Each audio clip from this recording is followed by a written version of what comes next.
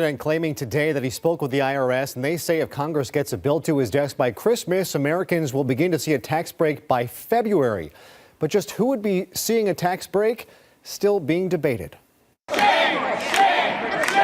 Demonstrators taking to the halls of Congress today protesting the GOP tax bill. Don't kill us! Kill the bill! Republicans saying the House and Senate have reached an agreement on the final version of the bill and have the votes to pass it by next week.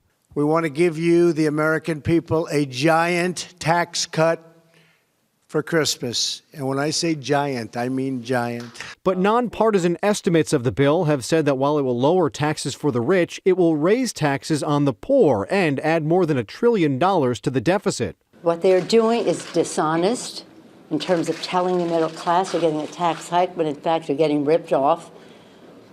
It's dishonest when they say they're going to pay for itself. But today, the president said opposing Democrats are lying, that they secretly like the bill and are only opposing it for partisan reasons. We'll have very little Democrat support, probably none.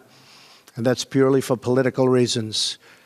They like it a lot, and they can't say it. They don't like what's happening, but they can't say it. Someday we have to come together and do bipartisan, and hopefully it can happen soon. Adding to the confusion over the vote is last night's Alabama special election. Democrats want the vote of the bill delayed until newly elected Senator Doug Jones can be seated, something Democrats did back in 2010 with the Obamacare vote, Republican Scott Brown winning Ted Kennedy's old seat. Democrats did the right thing and allowed Senator Brown to cast a vote on final passage of the ACA. I hope we could do the same today. Now, back in 2010, it was Mitch McConnell who was calling for the ACA vote to be delayed. Now it's up to McConnell to decide whether to delay this tax vote.